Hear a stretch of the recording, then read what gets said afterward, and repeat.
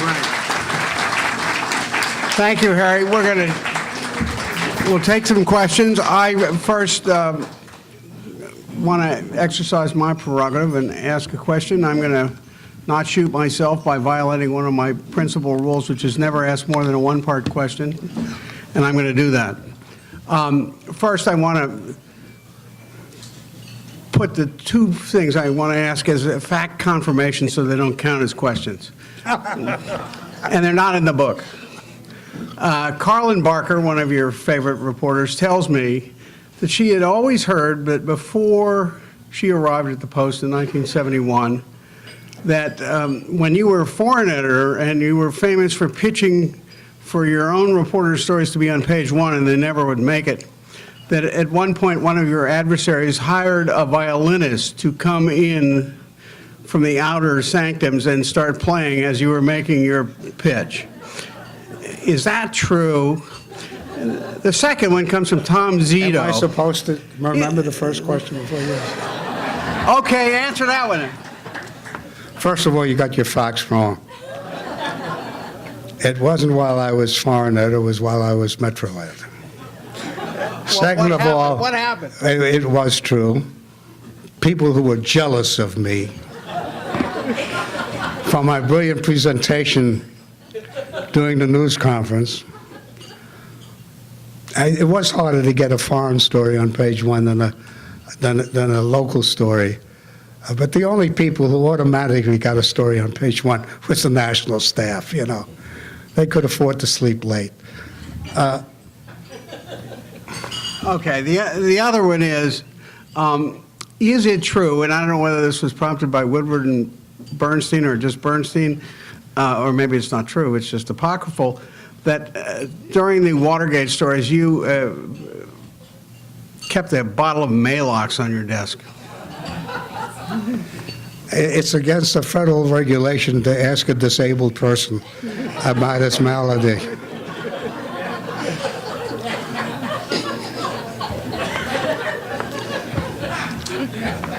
Okay, now for the real question that I have. There's only really two parts.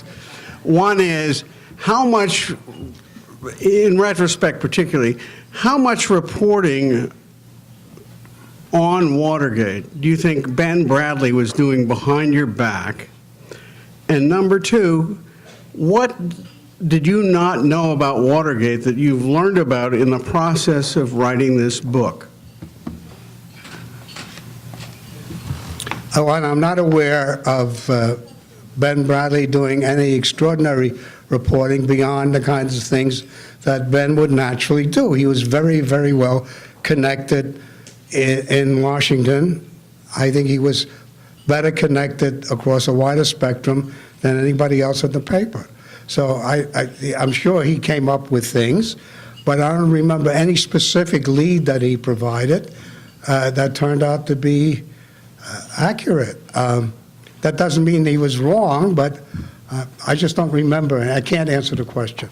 The other one was what? You had these multiple... How much have you learned about Watergate that you didn't know in the course of reporting this book? What new have you turned up? Well, the best thing, I mean, in writing this book, I'd been exposed for years by people who would call to interview me, and as they were writing debunking books about Watergate.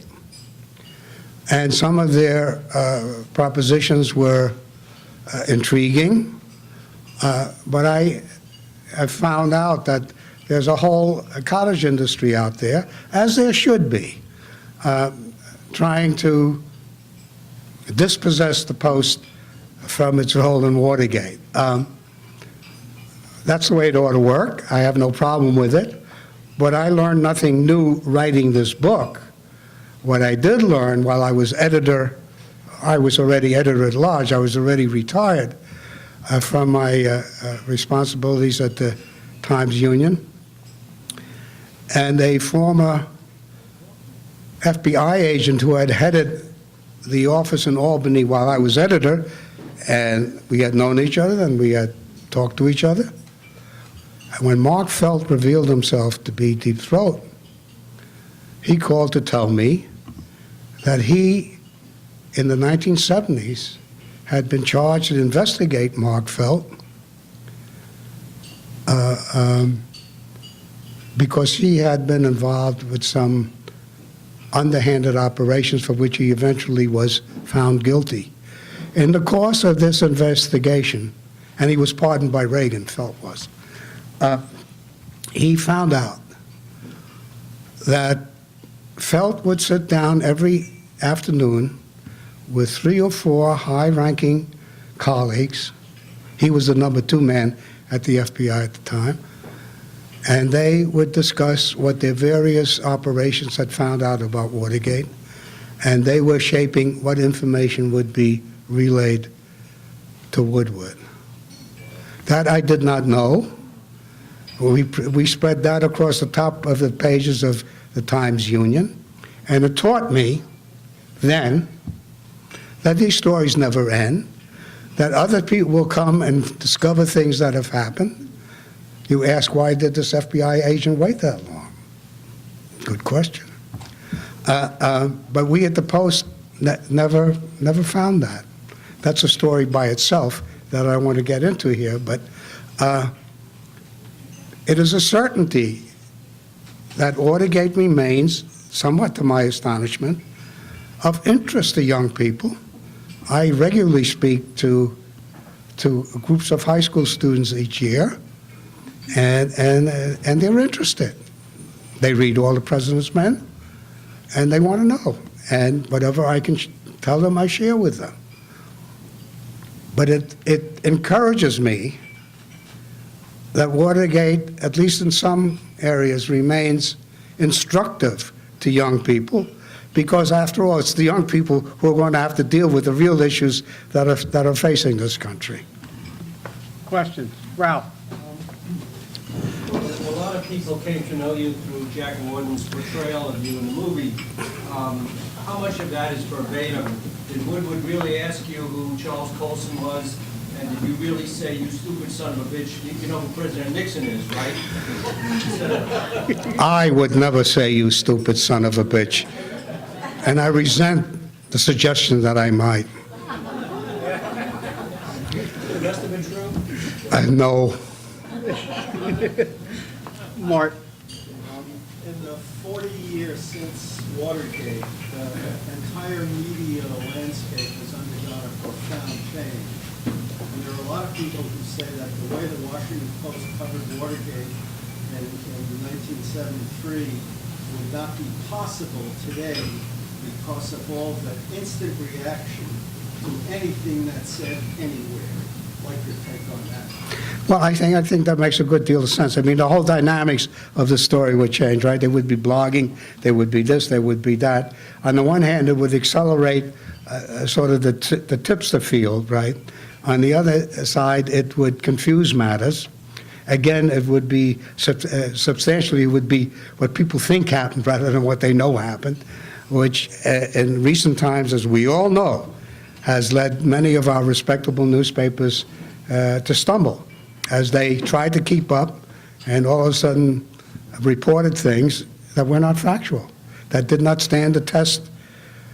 I mean, the very processes of newspapering have changed. It's so instantaneous. When I was in the catbird scene, you know, the reporter went out, he talked to an assignment editor, he came back, he talked, or she talked to the assignment editor again, a copy editor read it. Maybe if it was a story of some magnitude, a managing editor read it. And there were all these layers of second guessing, if nothing better. And there was time, And then 8 hours later, or 10 hours later, some reader picks it up. And all of that has evaporated. It has evaporated even in the print business. It is now instantaneous. All newspapers have their own internet outlets. They go with it. They want to go with it. They want to be first. First counts. Well, first counted in my day too. But it should be first and right, you know. I think it has complicated it enormously, and I cannot begin to tell you how different it is. It is not a world I recognize. Harry, Mike Eisbrow. This is a pretty heavy hitter bunch of people here, all of a certain age. And as I listened to you, and you had some very sage words, I thought to myself, my goodness, he's preaching to the choir. And that there's a That's right. tremendous disconnect between those who practice journalism today and those of us who practiced it 30, 40 years ago. How do you bridge that disconnect, if at all? I don't know how. I think it needs to be bridged. I think the journalistic validity, as I said, does not depend upon the format as much as I would like it to, but that's last year's dream. But to make sure that the content is reliable, that is the basis. And how do I make sure that the content is reliable? I don't know. I mean, you want to persuade people to be of that thought, to make that a priority, to be willing to pay money for it. It's a market-driven situation, and I don't, at this moment, don't see strong market forces that give me a great deal of hope. In that context, I should say, the Jeff Bezos thing interests me. When it happened, I messaged Don Graham and I said, I'm terribly sad, I'm terribly sorry. And he said back, he says, don't be so sad, don't be so sorry. He said, because, and here now I'm adding to his word, but his meaning was, he and his colleagues had tried everything they could that they knew how to do it, and what was happening is each year they were losing more readers, each year they were losing more advertising. And whatever they tried, and they tried a lot of things, it didn't work. I think the fatal error for all print publications was they gave it away free at the beginning, and we all know in life when you give things away free, they're not valued very much. And now that you want to impose a price tag on it, there's great pushback. People don't want to pay for it. Yes. I apologize if you already addressed this in your book, but between Woodward and Bernstein, who was the better typist? Who's the West?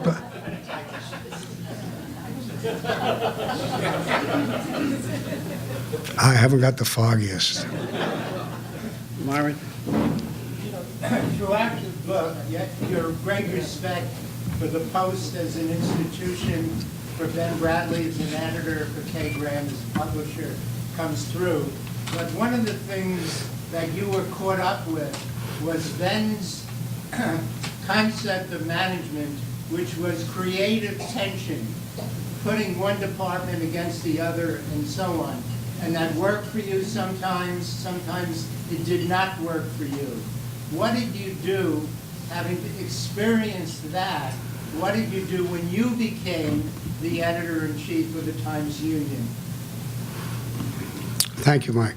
I made a very conscious decision that I would not replicate Bradlee's way of operating.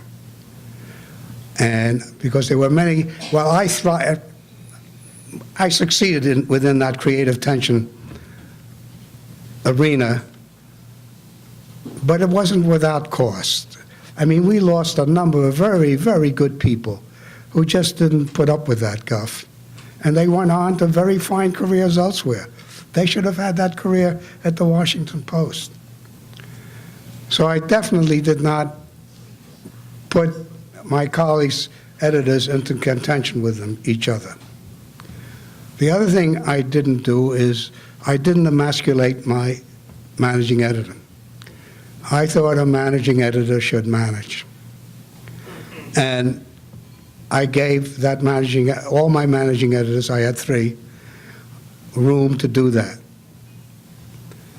And that, I think we did a good job in Albany. We brought that paper, which was nondescript, and we made it a very good paper with the highest circulation, highest readership that it ever was to enjoy, was during those years that I was editor, supported by these managing editors and other editors and reporters.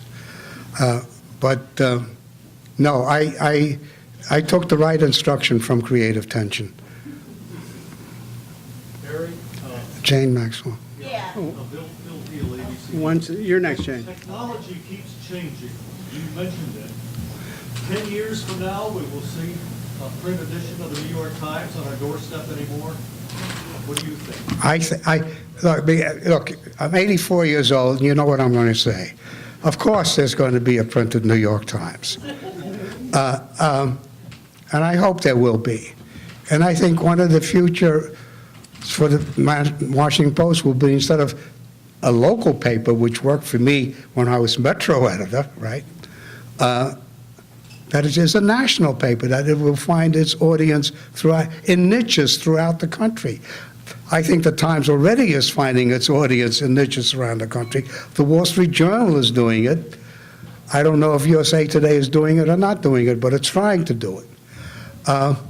So I think the Times will survive. I hope it will survive. It should survive. Harry, Yes. I want to know what the secret yearnings that you had when you came to this country and that you could fulfill.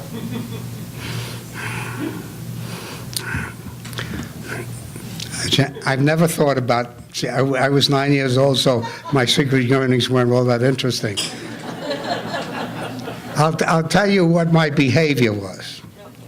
The minute I got into that cab, when we got off the Aquitania, and we rode the taxi cab to the Bronx to my uncle's apartment where we stayed for a week or two, that minute I started becoming an American. And I worked very hard and very happily and very enthusiastically, threw myself into the job of becoming an American. I learned English very quickly. I made a point of forgetting German. I became absorbed in all the attributes of an American boyhood. I joined the Boy Scouts. I played baseball and football and went on hikes and tied knots and did semaphore, God knows. And I didn't date girls till I was well into my teens.